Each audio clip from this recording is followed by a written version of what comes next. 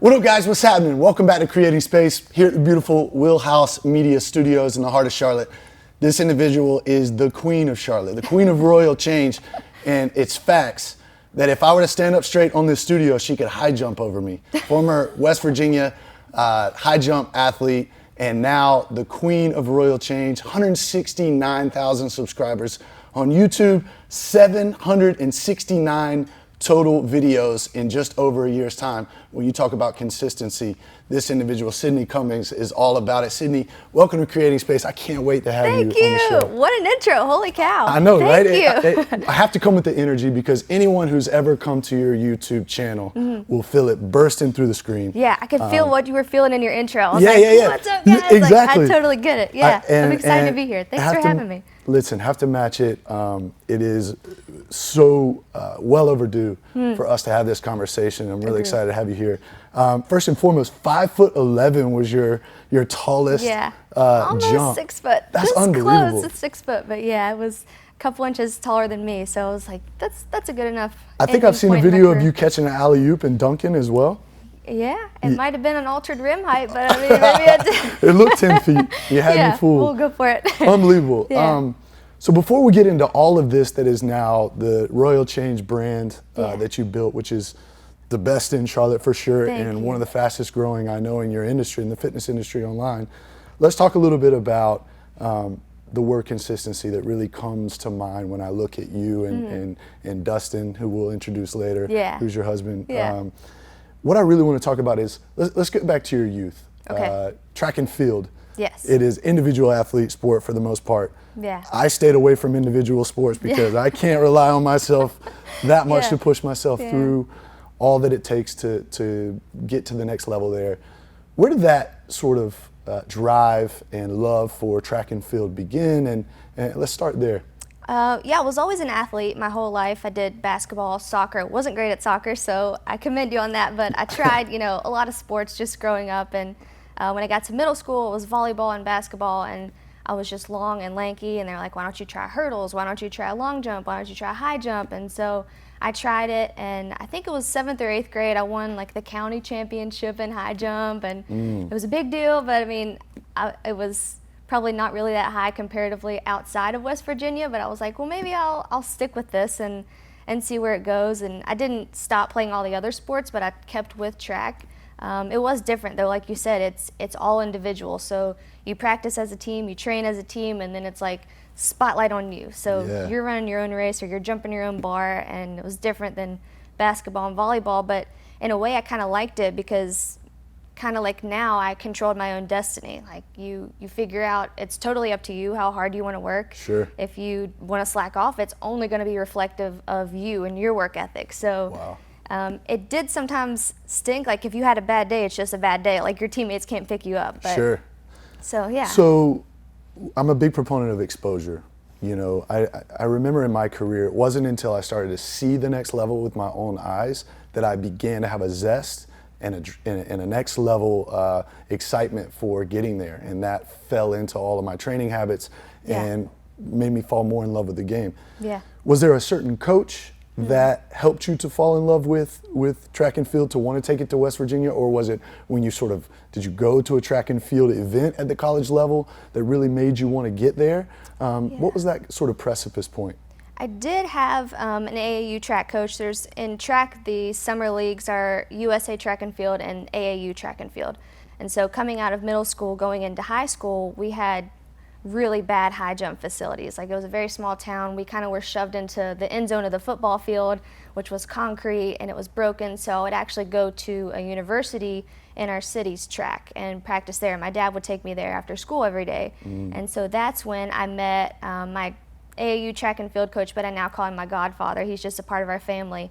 But meeting up with him, he was like, we're not just going to stay in Charleston. Like, we're going to get you out there, and we're going to get you seeing what competition's like outside of West Virginia and what you'll be running into at the collegiate level, because you have the potential, but so far your exposure has been, West Virginia schools, same level as you, So we got out and traveled all over the country, won a couple AAU championships, national championships, the USA Track and Field championships, and that kind of gave me that taste for there are people that are either better than me or at that level, Yeah. and it's not just like Sydney wins again, you know, Right, it's right, not right. to be conceited, but it was like that was Sure. a new level for me that I was challenged by, and I was like, okay, this could be And a how whole nother intoxicating level. is that level of competition when you get to a really professionally run track and field, Yeah. you know, event, Yeah. and It's like the energy. it's Like I know you intoxicating. know it. It's Sure. the energy in the whole place. Like in the stadium, for us there's events going on all the time. So as you're high jumping, someone's running a 100-meter run or someone's Right. long jumping. So it's the energy about like this elite level of competition, and everyone is competing at the same time. So yeah, it was Track awesome. and field I love it so much. In my house, Tim Smith, who's an artist friend of mine from, I believe he's from New Jersey, asked me online, he said, Wes, I want to make a painting for you. If there's one painting I could make for you, what would it be? And I thought back to my childhood, and I'll never forget Michael Johnson in Atlanta in '96 with the gold sneakers running the Oh my 400, gosh, 200 yeah. meter. So electric, such a fun, you know, type of competition. Just my wasn't gosh. for me. I had to be with a team. Right. All right, so we're in West Virginia, Mm-hmm. and competing. You're at national championship level type competition, Mm-hmm. but we all know that to get to the Olympic level, right, where there's sponsorships, like it's super competitive. Were you Tough. in that landscape? Like, were you in that conversation to get to Olympic level trials and that kind of thing? What was the back end of your college career looking like? Yeah, the back end of college career, I qualified for the national championships, but I was still about 4 or 5 inches from Olympic qualifying level. So, you know, they had women from all over the world who were a lot taller than me. Sure. You know, not that that's ever the determining factor of height, but I was not quite to the Olympic level, but there's a huge gap between college and being any type of professional in track. Like Yeah. the sponsorships are very limited, and either you're done with your track career or you're an Olympian. So there's no Got it. like next level like overseas basketball or like any other options for track and field athletes besides like Olympics, which is unfortunate. But Sure. yeah. So you saw the window closing, Yeah. in essence. Unfortunately, yeah. Take us back to that moment, because my transition out of sport, fortunately enough for me, I got the awesome opportunity to play 7-year career afterwards. Yeah. But with the injury, that it preempted the ending of my career to happen way faster. I didn't Yeah. really see it coming. Where was your mindset towards the end of the career where you see the window coming and you're looking to transition? Take us back to that moment of transition in your life. Yeah, that was tough because I'd been an athlete my whole life and I didn't know life not being an athlete. So there was a period after that where I was like, what do people do for working out? Like, where's the fun in working out anymore when there's no competition for it? Like, Right. there's no fulfillment in terms of exercise after Can you work this. out without competing right now? Like, I think can you shut it off? I don't think so. Me neither. I think it's trained in me. Like, I Yeah. think to a certain extent, well, for me, I'm kind of doing a performance every day as well. So it's kind of like I'm training, I'm thinking about how to educate people, and I have to make sure I'm performing, giving energy, and also I want people to see me crushing it, so it influences Right. them to crush it as well. Yeah, so, yeah. yeah, Giving them all the energy for them to pick yeah, off of. yeah, because no one wants to train with a boring trainer. Like, no one wants you to just like watch someone and be like, Exactly. okay, this Right. isn't really enjoyable. Like, it's about the Sure. experience. Very cool. So the window's closing and starting to transition. And are you thinking about staying in West Virginia? Are you looking to move to Charlotte? What's the change there that's looming? What happens next? So after that, I go to, I think the next safest option, being from West Virginia, it's very traditional. It's very, you do what is safe. Like, you're a doctor, you're an accountant, or you're a nurse, or you're something with job security is like number one there. So my thought after college, my career was over, I was like, well, I should just go into nursing because I love taking care of people and I love learning about the body and I love making sure that, you know, I can help someone improve their health in some way. So I went back to nursing school, and Dustin had actually moved to Charlotte already to pursue his career in banking. Okay. So it was kind of like a limbo phase where I was doing what I thought was safe and I was doing what, I love nursing, like I love studying about the body and taking care of people, but it was still like I had this loss of fulfillment. Like, You were doing it for other people to satisfy others. You weren't necessarily tuned into what Right. what fulfilled you at the Yeah, moment. like it was safe. It would be, Sure. I didn't necessarily think I wanted to stay in West Virginia, so I thought if I go to nursing school, no matter where I go, I'll be able to have a job. Yeah. And they'll have security, it'll have benefits, and Right. everyone was like, you know, this is a great decision, this is what you should do with your life, and I still just kind of felt like, I don't know if So this you is it. weren't, when I think Sydney, I think success, I think success principles, right? I think drive, whatnot. But that's because you put yourselves in your strengths and your passions. What does it look? What does Sydney look like? What version of Sydney is it where she's not fulfilled, where she's not excited about what she's doing every day? How were you in that season of your life where you knew that it wasn't, that path wasn't for you? Yeah, that's a good question.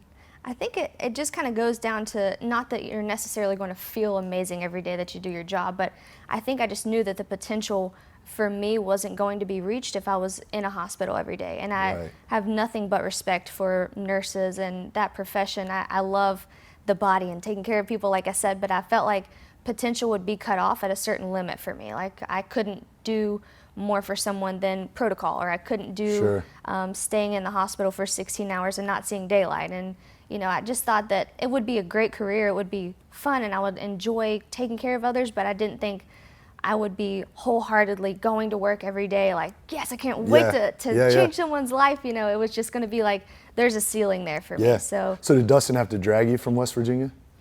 Or was it pretty seamless transition? Yeah, no, we're both from West Virginia, so we kind of like moved back home afterwards, and he worked in an accounting firm there, and then he left to go to Charlotte, and I was like, well, I'll finish out nursing school, and then I'll come there, I'll for sure have a job in Charlotte, and went to visit him over the summer, and that's kind of where I was offered a position to become a personal trainer. And I thought, okay, I'll stay here for the summer, I'll do this, and you know, I had just left a job where I had just gotten laid off from a job at a nonprofit where I was taking myself through nursing school working, and I'd just gotten laid off from that job, and I called Dustin crying, and I'll never forget this. I called him crying, like, I just lost my job, they have budget cuts, they don't need me anymore, and he was laughing. I was like, what are you doing? Why are you laughing at me? And he's like, you're not gonna believe this, but I talked to a gym owner here, or a manager at a gym here, and he said, if you are everything that I say you are, come down here with your athletic career and your background, he'll give you a job and he'll put you through a personal training certification. And at that point I was like, well, I don't have anything else to lose. Like I don't have a job right now. It's summer between nursing school semesters, so I thought I'd go down to Charlotte and start working and, you know, obviously be with him, but also just like make some extra money during the summer to put myself through nursing school. Sure. And so you take the job, I assume. You're in Charlotte now. Yeah. How does royal change begin to come in form? What's the process there now that you're into personal training and you're getting your feet wet in Charlotte? Yeah, it was definitely a slow growth.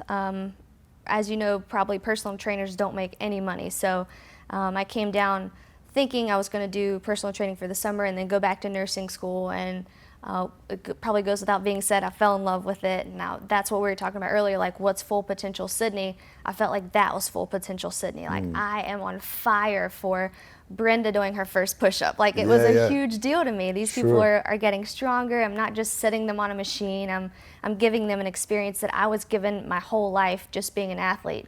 And so I fell in love with it, decided, you know, this is probably really going to be tough, but I feel lit up here and I don't feel lit up going back to nursing school. So Dustin was like, we'll give it some time. You know, he saw my first paycheck. It was less than $200. I was like, dang it, but I knew I loved it. So what are some ugly moments that you probably haven't talked about before, about what you were willing to do and sacrifice just to keep it alive, just to make it work? Like, were there moments where you're traveling down to South Carolina to work for a client, or you know, funny moments or serendipitous moments that show just how much you really wanted to make it work? Yeah, I think, I mean, I came to Charlotte not knowing anyone, but I also came to Charlotte with no support as well. So I came down with everyone thinking, you know, you are moving in with, at the time, a boyfriend, which was really unsupported by my family. You're going down to chase a pipe dream. Fitness is a hobby. You're not an athlete anymore. You can't turn this into a career. So was this noise in the back of your head at that time constantly really affecting you? Very much, yeah. Very much affected me on a personal level. I had zero support. And so at that same what was your time. mentality? How are you breaking through that, showing up every day? A lot of Yeah. people they really do get completely paused by their self-talk. Yeah. Yeah. What were your ways to break through sort of that fear of judgment, the fear of risk, fear Yeah. of failure? Yeah. What was I your think it was mindset, all self-talk? of those things. Like Yeah. you said, it was, you know, what if they're right? And what if I do fail? Or what if this is a hobby and I can't turn into anything? It was definitely in the back of my mind, but I knew that the way that I felt leaving work, where I would work for maybe 30 minutes a day, or I would just like roam the gym looking for someone to let me help them, you know. Right. I just felt so fulfilled and so proud of the changes that I was making in someone else's life, and I really enjoyed it. So it was like what I had been given my whole life as an athlete, I was able to turn that around and give people that experience. And I knew, you know, there wasn't a lot of support, but I think in a way it conditioned me to face what we face now with a digital fitness company. Like everyone will say whatever they want to you on YouTube. They're ruthless. Like Can't no matter wait to get what, to that. you're wrong in some way, or you're, you know, something. Everyone says something online. So I think in a way, not having any support, and Dustin was actually traveling the whole first year that I moved down here. So he was working in Raleigh. I was here by myself just trying to get anyone to let me train them, trying to do free boot camps, trying to go to people's houses, trying to work at multiple gyms, and trying to sell programs online or whatever anyone would let me do, just trying to exhaust my options, because Dustin kind of gave me this like ultimatum a little bit. He was like, Cool. give it a year. We all need that. We'll be realistic. Yeah. If it's not working, then you've got nursing school. So I knew I had to bust my butt. No matter what anyone was saying, I was like, I'm going to dive all into this, because this is fulfilled Sydney. Great that he put that sort of antagonistic framework around it, because that unlocked that competitive nature for you and that no-lose type attitude. So I was a part of the scale, right? Kind of the scale story of yours. I'll never forget going to Stacks, Freedom Park. Yes. You busted my tail, and we need a moment really quickly before we get into that. I have a gift for you here at Wheelhouse. Oh my gosh. Let me put this on camera there, Kevin. We got a little Shred 2X Oh my disc gosh. here, and it's hilarious, all of our friends that are on the page here.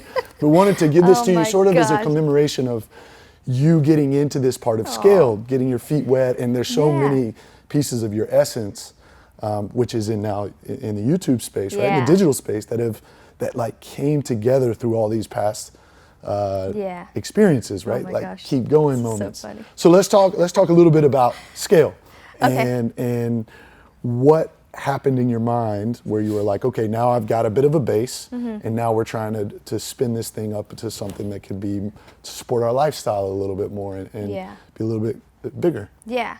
I think it was all about, like I mentioned, we didn't know anyone moving to Charlotte. I didn't know a single person besides Dustin. So it was a lot of, how can I meet people? How can I get out there? How can I make sure there's awareness around me? Like I have this athletic career that is pretty convincing that people would trust me over just a stranger in the street, because I have a background, I have lifelong training. And so I knew I just had to get that style of training and that energy and that passion that I had out there to people.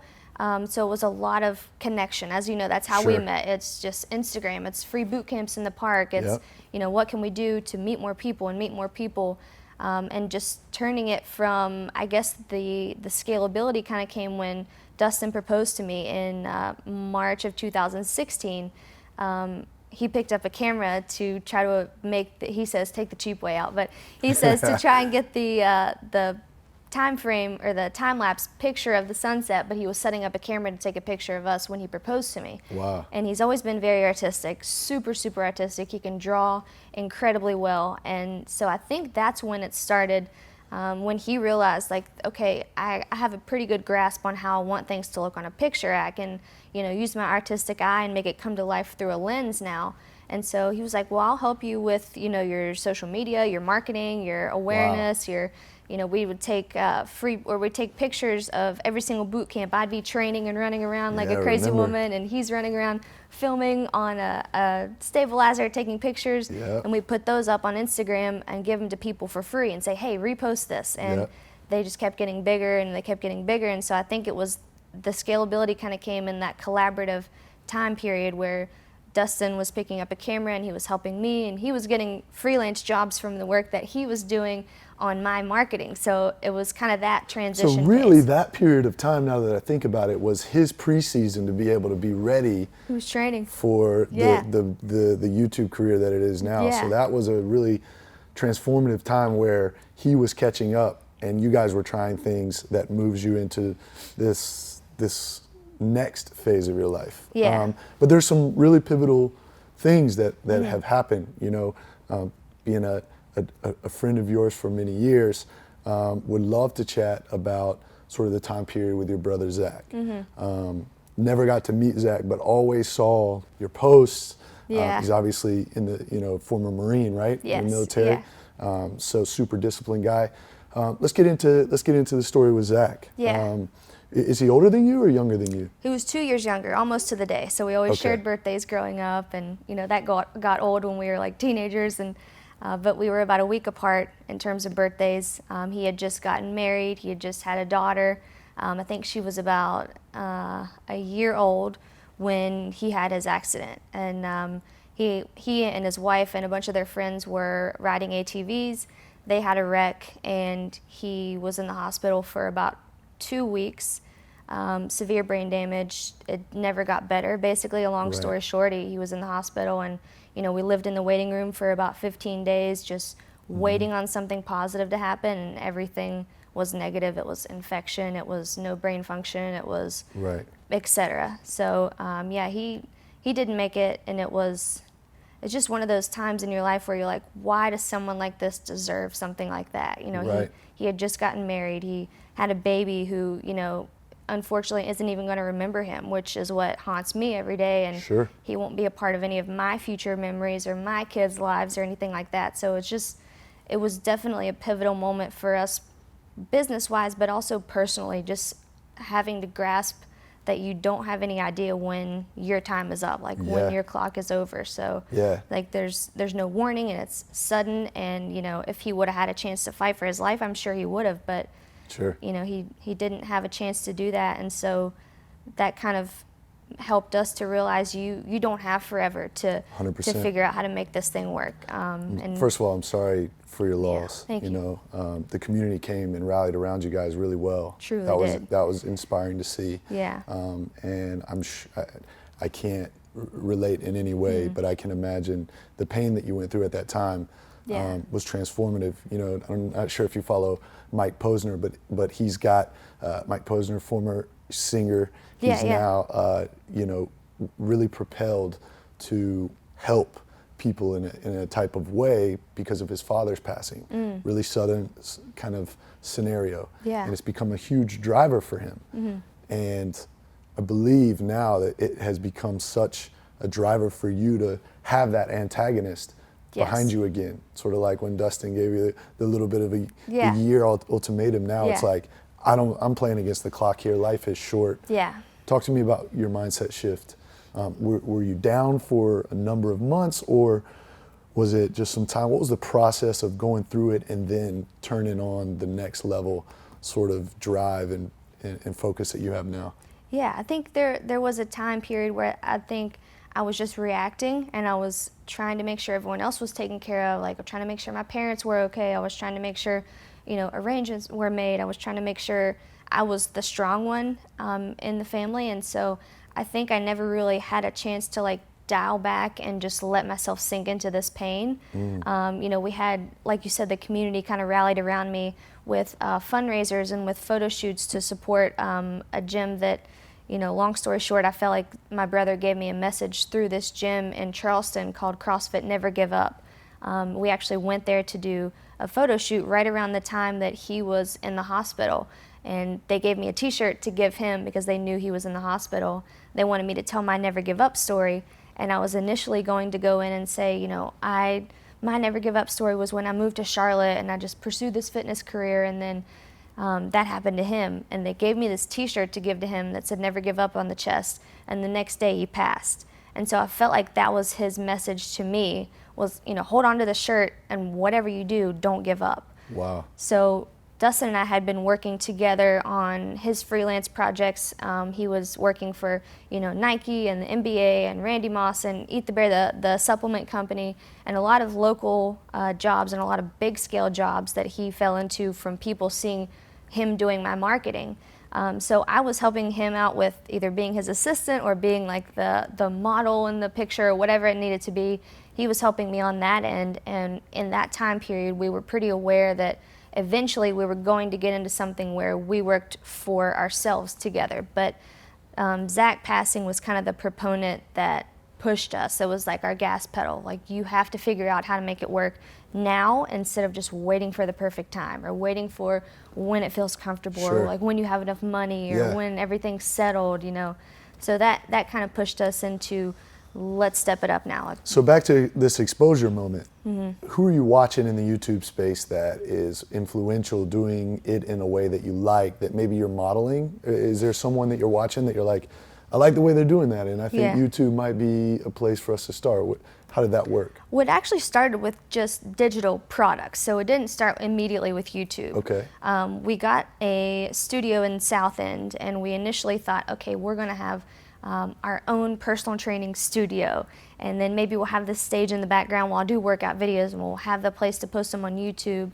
And we moved into that studio, and we figured out it just wasn't practical. Like, we didn't have enough parking, we didn't have enough space to do both of those things. So when we started building the stage, it grew as, stages do here. You need so much space to be able to cover from camera angles all the white space. So as we built the stage, we're like, okay, we can't have any equipment in here. We've got like 5 square feet left. So it initially started with that studio, and Dustin actually built the whole entire stage by hand. He just researched how to build things, and we went into it thinking we're just going to do digital fitness products, like a 10 workout program or whatever it is. So we had a place to do something digital, because Zack passing also kind of forced us to think bigger. How are you going to take your training clients every single day for 60 hours a week, and after that time's over, you have nothing to show for it? Right. So I wanted to scale more.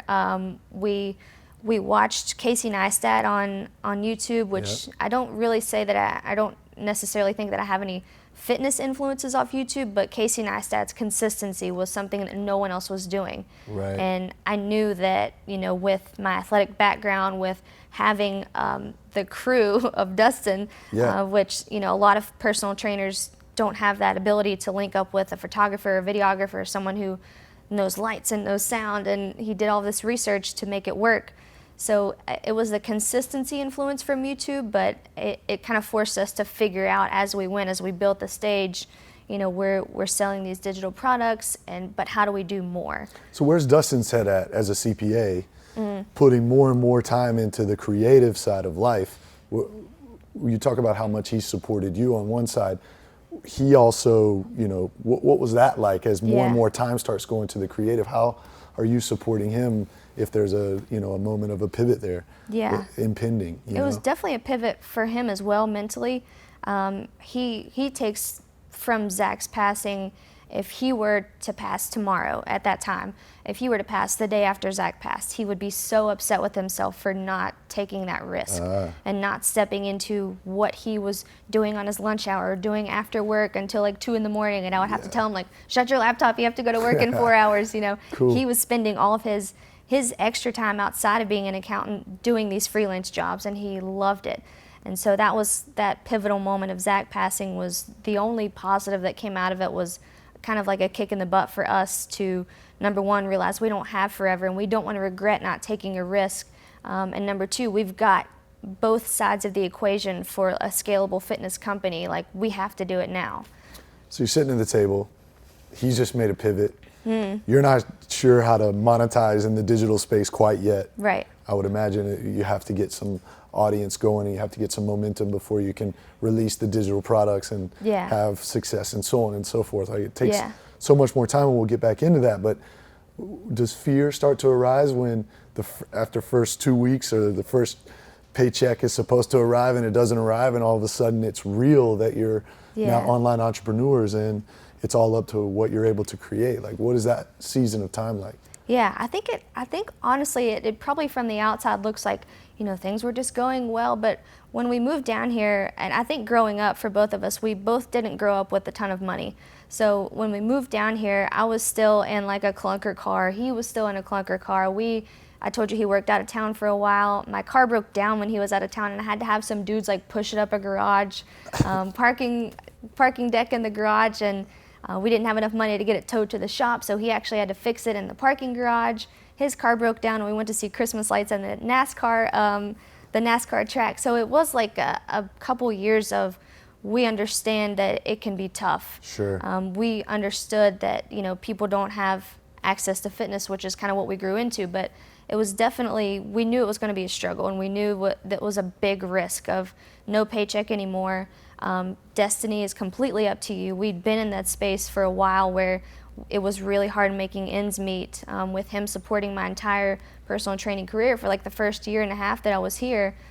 So it was just kind of like, let's get ready and let's do this thing. It's going to be tough for a while, absolutely, but if we never start, we're never going to know what we're capable of, or what we could do with this.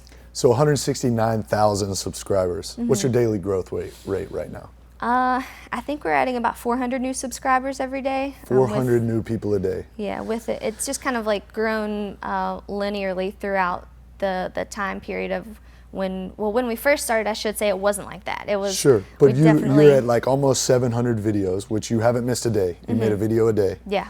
So if you could take this exact version of Sydney and you could teleport her back in time to the Sydney on day one of really getting into YouTube, what would be some key components that you would talk to her about or teach her or give her? Like, what were some of the really important lessons that you've learned across this year and a half? Yeah, that's a good question.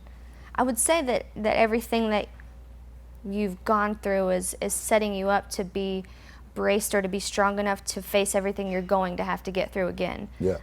Like moving down here with making no money and growing up with not having like all the luxury clothing brands or anything like that, losing Zack, it was a lot of tough times. It definitely looks like it's all glamorous from like a YouTube perspective, but it was hard. So I would say to her, understand that it's not going to be easy. Yeah. And you're going to have to figure out inner strength to keep going on the days where it's really hard and you're really tired and your body hurts and your heart hurts from missing your brother, or whatever happens, money gets tight. It's going to be tough for sure. Sure. But it will, with consistency, pay off. But you've got to stay on top of it. Just don't drop that ball. You have to keep creating, even if you're uploading something and the viewership and whatnot is not what you're expecting or hoping. Yeah. You have to be able to push through that. What about tactically? What are some things tactically that you've learned about the YouTube landscape that have helped you be able to monitor maybe the data, or maybe it's building a community and having support from other people? Because you're global now. I mean, your Facebook group, you were telling me off camera, it's like 700 individuals from X amount of different countries. Yeah. What kept you going along that time? Was it simply your desire to not let this ball drop? Yeah, I think it was both Dustin and I, like, not wanting to let each other down as well. But we did do a lot, we still do a lot of looking at the analytics and looking at the numbers and figuring out what works, what really doesn't work. For the beginning of the channel, it was a lot of 5-minute abs or 10-minute glutes or 10-minute cardio, 20-minute HIIT workouts or whatever.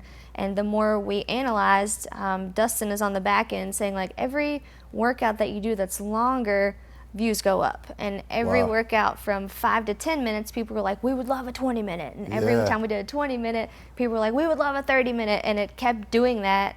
And he was like, you're not going to like this, but the most views that your channel has is a 60-minute workout. So we figured out from looking at data, looking at audience reaction, looking at what people kind of tell you that they want, what they don't like, what they like. We figured out that supply demand, that the more we supply what they want, the greater the demand we create. So it did take a lot, and it still does. We still do a lot of analytics on what people do like, what people don't like, and that's kind of helped us transition our supply demand. In the beginning, we kind of met their demands, and now they're kind of coming to us and we're kind of supplying what I know that they need as far as like a strength and conditioning program. And Right. you don't just need cardio, you don't just need abs, but you need a full programmed workout that makes sense in terms of what a trainer would do for you in person, and what you need. You don't just need like 3-pound dumbbells and some cardio. You need some strength training, you need some conditioning, you need, just like we as athletes we're given our whole life, you need that whole component of wellness instead of just, let's do 20-minute cardio and then call it a day and we'll do it again tomorrow. What was like when you've had your first viral video, 1 million views or more? It was not the one I expected. Really? It was not. Yeah, we have our highest performing video has over 1 million views, and over 1 million views, and it's a butt and thighs mini band burnout workout. No way. No idea why. I guess it was posted somewhere like a Pinterest or someone's page, but Sure. it's like 4 times what, or it's 2 times what our second highest performing video is. No idea why. So you guys just hanging out and all of a sudden you're getting notifications on YouTube Yeah. that like this thing's really catching steam? How does that work? Or is it just one day you wake up overnight and it's caught? Yeah, it definitely wasn't overnight. It was, like I was saying, the analytics played a big thing, or a big role into it. In February of 2018, Dustin came in again, another ultimatum. He was still doing all of his freelance work, and he was still, trying to figure out what the heck is this going to form into. So we were peppering in workouts. We had a digital program that we had just launched. We would do 2 or 3 workout videos a week. I was still personal training like 60 clients a week. So we were still like no time at all invested into the YouTube channel. And I knew we weren't really going in all the way. And Dustin came in and was like, I'm not going to stick with this if we're not going to go in all the way. Like, I can do so many other things that could absolutely be lucrative for me. You could just do personal training. At that time, it was taking, an hour to film the video, an hour to get ready, an hour to get back home and set it up, and the export and the upload and the editing. It was like a 12-hour job. And so he was like, we're either going to go all in or we're not going to go in anymore at all. Sure. So February 1st of 2018 was when we decided to do a workout every single day and give people kind of the experience that they were coming to their personal trainer and wherever they were, in their house or in the gym, and that personal trainer was going to show up for them every single day, and it would be consistent and it would be programmed in a way that made sense, that wasn't just for the fads or for what the hot topics were, and it was an athletic background, and that kind of helped us grow, just the consistency of a strategic program with Dustin being able to learn about lighting and learn about the stage design and learn about editing, and so I think that was kind of a turning point for us mentally, at least, and that's where we saw continual growth, was every single day you show up. How do you guys not want to kick each other, spending that much time around each other? I can't even imagine. Yeah. It's amazing. What are some advice for couples that do want to create content or pages together? How do you keep each other, keep boundaries between each other so you have your own space and time? Yeah. And how do you make sure that you keep the relationship the priority and not the growth of the business, right? Which could be easy at sometimes, I'm sure. What have you learned and what can you teach about that? Yeah, I would say definitely go into it understanding what both of your goals are. Like, what do you both want to get out of this? And if that's drastically different, then, maybe step back, don't dive in yet, reevaluate.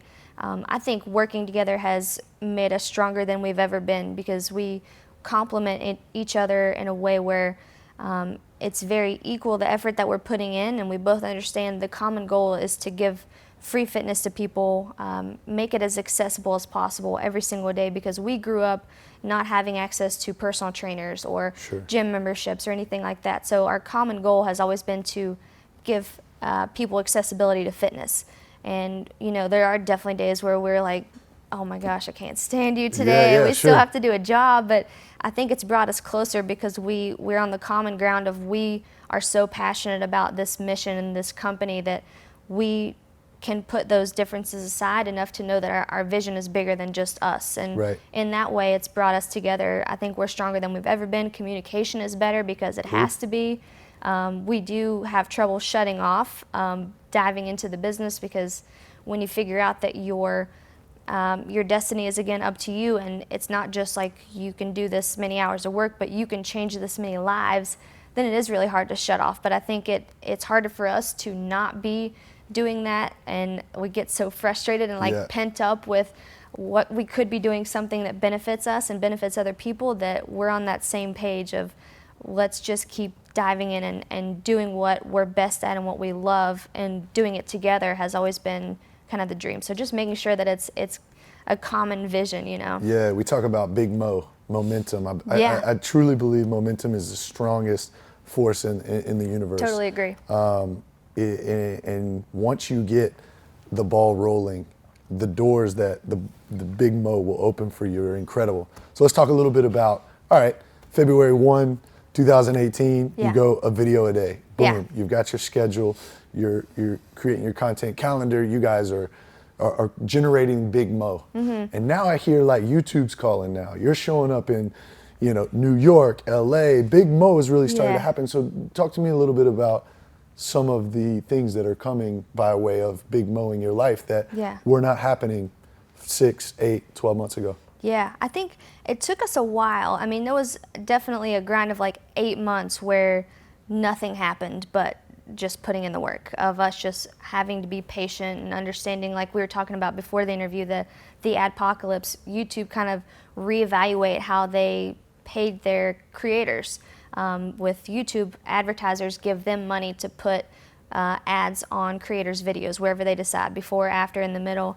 We can't do it in the middle because, if you saw a paper towel workout or a paper towel ad in the middle of your workout, you'd be like, I'm done. I don't want to do this anymore. So YouTube gets money from advertisers to put on your videos, and they had just been going through the adpocalypse of reevaluating how the advertisers' money was being spent. So there was that whole transition when we first got into it, and we were like, oh my gosh, now it's going to be so much harder and take so much longer for us to get into a place where YouTube asks us to be a partner. So there was a long time where we were just grinding it out every single day, and Dustin was on the flip side of that. He was like, this is going to be genuine, this is going to be real, the views are real, that all of the time spent watched is real now because they're taking it seriously. So we started February. We didn't get asked to be a YouTube partner until like 8 months later, and that's when you can put ads on your channel or whatever. And from there, I would say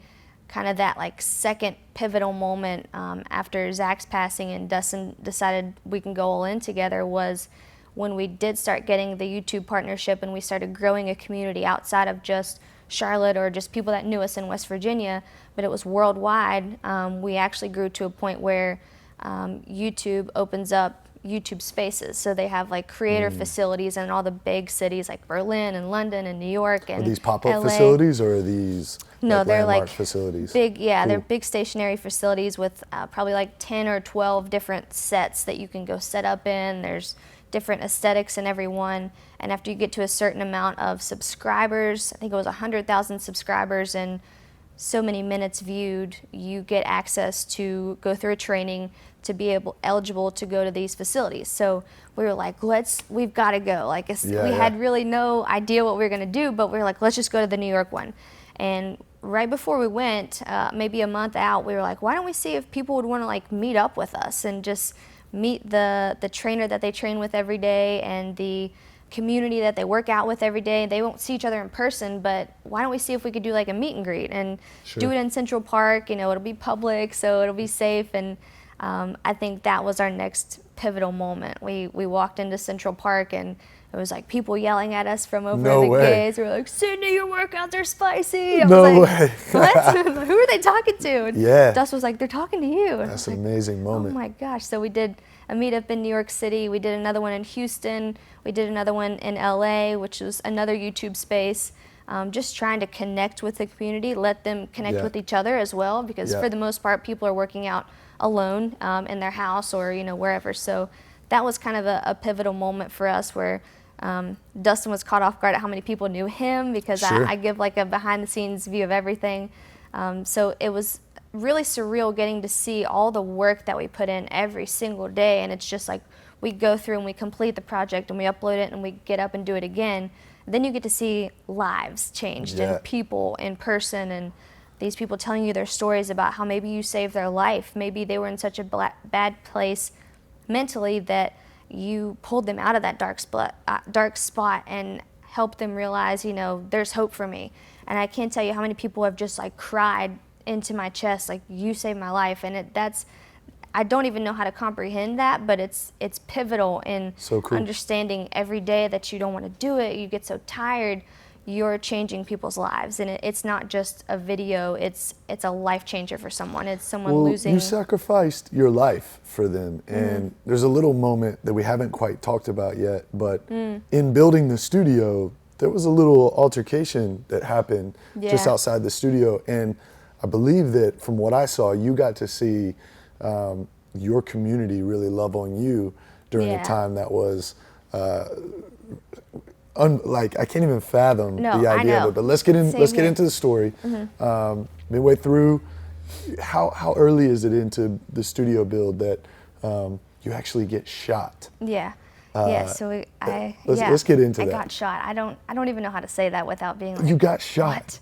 Yeah. It's unbelievable to think about. It is, yeah. And it was actually right after we were approved for the YouTube partnership. It was July that happened, and then the day after my birthday in September, the shooting happened. We were, I was still training personal training clients, so I was training them in the evening, and then we went to the studio. Dustin was working there on I think it was like an edit or something like that. And so we filmed another workout. We were closing up, and it was normal for us at that time to be there pretty late, like 9:30. So we walked out of the studio, we locked the door, we turned around, and there had been like some car break-ins, and we saw people walking up the street, and I was like, oh great, they're probably gonna go, break into a car or something. And we turned down the stairs to walk towards our cars, and all of a sudden I hear like, don't move, and I hear someone whisper that, and I was like, I don't think they were talking to us. So I look back over my left shoulder, and I see the flicker of a gun in a street light, and it's like a little tiny gun, and I don't see anything but 4 guys in black hoodies. I couldn't see any faces, I couldn't see anything but a gun that was shining. And Dustin was right in front of me. It's pointed at you, I assume. Pointed at me, yeah. And Dustin's like right in front of me. You said 10, 15 feet away from you? About 15 feet away, I would say, just looking down the barrel of a gun. And at that time, I thought maybe they would threaten us to like take our backpacks. I never thought they would shoot. So I was like, Dustin, get in the car, they have a gun. And he gets in the car, I get in the car, and right as I'm pulling my leg to get in the car, they start shooting. And there were 8 shots fired, and I don't know which one it was, but one of them hit under Dustin's car and bounced up and went through my foot. And I didn't realize that it had happened until Dustin was getting us out of there, and we were both screaming and kind of crying, kind of screaming at the same time. And I was hunkered in the floor, and I reached down and noticed that my hand was wet. And I was like, Dustin, I've been shot. And he was on the phone with, the 911 operator at that time. So then we both start screaming again, like, oh my gosh. Are you in pain? Like, so you didn't even, your adrenaline's running, you don't even recognize that you've been shot. We were such like flight mode that I had no pain at all. And we were on the phone with the operators. They told us to pull over into a parking lot. The ambulance was closer to us than we were to the hospital. So you worried pulling over that maybe these individuals are in pursuit of you? Like, you frightened to even do that, to pull over? Yeah, we got out of there, and I mean, we drove probably about a mile towards the hospital, and they told us just pull over, and they instructed Dustin on how to like put pressure on my foot, and I had my foot like laying up on the top of the car, and he was holding pressure on it while on the phone with them. And then the ambulance comes, and I'm thinking, what if they wanted to finish the job? Like, what if they're still coming? But luckily they didn't, so we got to the hospital. They did emergency surgery on me. It had actually fractured my heel bone, and then almost hit my Achilles tendon, but it didn't, thank goodness. But it did hit a lot of nerves in there. And so they did emergency surgery. They put a bunch of bone wax on my heel bone because it shattered the top of it, which they did the surgery wrong. Long story short, I'm still kind of dealing with that recovery process and pulling like bone wax out of my foot because it's still rejecting it. They weren't supposed to leave that in there. Wow. Yeah, but it was right after we felt like, okay, we're getting serious. Like, this is turning into what business we want it to, and then that happens. And it's hard for me to say I was just a victim of gun violence because Dustin was shot at too. So we both deal with those post-traumatic repercussions. Like, we don't go outside at night by ourselves anymore. Every little like noise is really eerie to us. We're a lot more skeptical of people, and you still deal with like the nightmares of it happening again. And it's hard, but it didn't necessarily like make us pivot or anything. It just made us think, again, you don't have forever. You don't know how grateful you are, or you don't know how grateful you should be for your life until it's almost taken away from you. So I have a little gun story as well. It's not quite like yours, Okay. but 2009, I'm a rookie with Vancouver. Get in January. In February, we fly to Tanzania, on the east coast of Africa. Oh, wow. And we're having a 2-week stint in they call it Tanzania, but like Tanzania. Okay. And we're going to play against multiple professional teams there and the Tanzanian national team. So I'm 22 years old, fresh off the plane from Charleston, South Carolina. I had a mullet at this time. Didn't want to listen to anybody. We're traveling. I'm in Africa. And we're at this hotel. It's called the Sea Cliff Hotel. Beautiful resort, literally on the cliff of Tanzania. Oh, wow. And they give us one instruction. And the instruction was, whatever you do, do not leave the premises at any time without security. Well, we had just beaten the Tanzanian national team. And there's a casino connected to the resort. So we're in, having a great time, drinks are going around. I'm hanging out with Martin Nash, who's Steve Nash's brother. He's our captain. It's like the most memorable moment of my life. And I walk outside. Because I want to go out and see the sea cliff. I want to go like look at what I can actually only see through the window. And I'm sitting just on the sea cliff, and the next thing I hear is, hey. And I turn around, and it is one of the security guards from the Sea Cliff Hotel with an assault rifle pointed at me.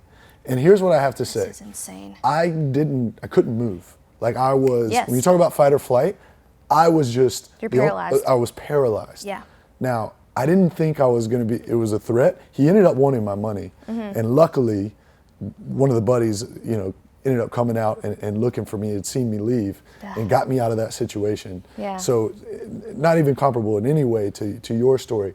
But the fact that you thought, let's run, let's get out, let's get into the car and get away. I couldn't even imagine in that moment trying to run, because I was so paralyzed. So that's awesome that you guys were able to like get out. It was insane. And I don't even know that I thought about what to do. I was just like, it was instant reaction. Something. You have to move. And I don't even know if I mentioned, when we were getting into the car, I looked back and there were 2 guns pointing at us. So it was 2 shooters. It doesn't make it any less insane, but it's just like, why? Why does this stuff happen to people? Like, why did they want to shoot someone? Why are they trying to stop us from doing something so great to help people all over the world? They couldn't stop you. So you're still, at that time, are you making videos still with an injured leg? I couldn't. We were using videos that we had like kind of produced previously, like before we had a good audience. So we were using older videos and reposting them because I was in a wound vac, I was in a boot, I was in a cast, I couldn't put weight on my foot for about 4 months because of all the nerve damage and the bone damage. And it was, so we were using old videos, and that's kind of when, like you said, the community kind of rallied around us, because we had just created our first big like online community membership challenge. Literally, it was supposed to start the Monday after the shooting happened on a Monday. It was supposed to start the next Monday. So waking up from surgery, that's the first thing that I thought. Like, these people are going to think we're frauds. They're going to think we're just taking their money, you know.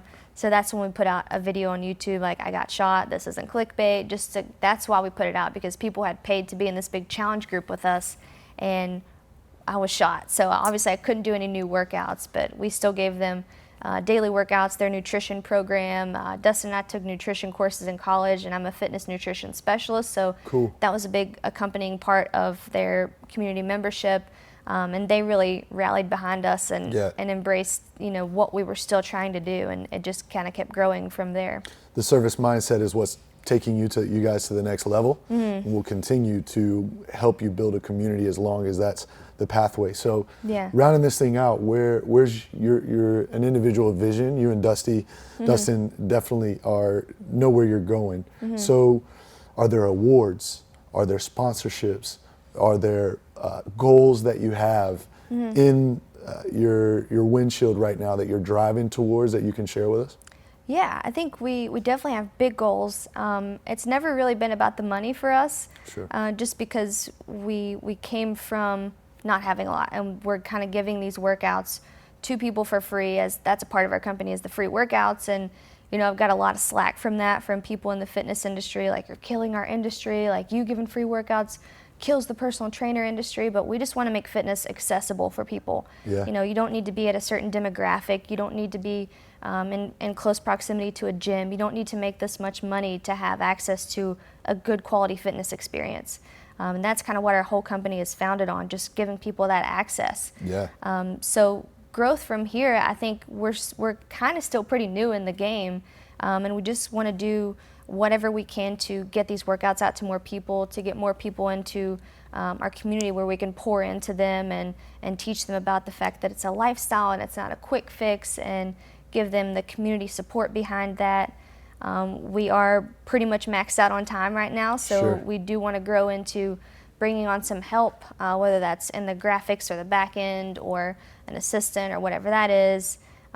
We'd like to grow into a bigger filming set where there are more options for like backgrounds, and I think it's just like continual growth at this point. I don't think there's any like award or monetary value. It's just the more people that get access to these workouts and to our company Royal Change, that those are goals being met for us every day. Well, I want to honor you in your pursuit. Watching it from a distance has been incredible. Thank you. Obviously, seeing all the different endeavors that you were willing to put your both feet into in order to get yourself here is phenomenal, right? And like, Thank you. the more we can share messages of people who are willing to embody the things, their dreams, and the work ethic that it takes to realize those things is phenomenal. So Yeah. for the Creating Space tribe and group and the community over this way, if they want to get in and learn more about all of your world and the fitness Yeah. opportunities, what is the best way for them to tumble into your ecosystem and to get started, Sid? Yeah, so I have the free workouts every day. We post every day at 5 a.m. on YouTube. So if that would help in any way, that's an option. I do Instagram stories, are kind of where I keep the behind the scenes and the daily life stories going. Cool. So Sydney Cummings on Instagram, and our community is the Sydney Squad on Facebook, or we have a membership community where everything's kind of hosted on Facebook. The website is royalchange.fit. Yeah. Facebook, Sydney Cummings. So basically any social media avenue or YouTube channel, just Sydney Cummings or Royal Change. Yeah, you guys got to get over. Every one of you in the community are worried about fitness, worried about taking yourself and your life to the next level. You got to go check Sydney out. Sydney, thank you so much for coming Yeah, into the studio, thank you. sharing your story, and I'm excited to watch Yeah. it grow. Next time when we come in part 2, we got to get Dustin in here. We'll bring Dustin in. To tell that side of Yeah, bring his side of the as story well. into it too. Perfect. Thank Thanks, you. Sid.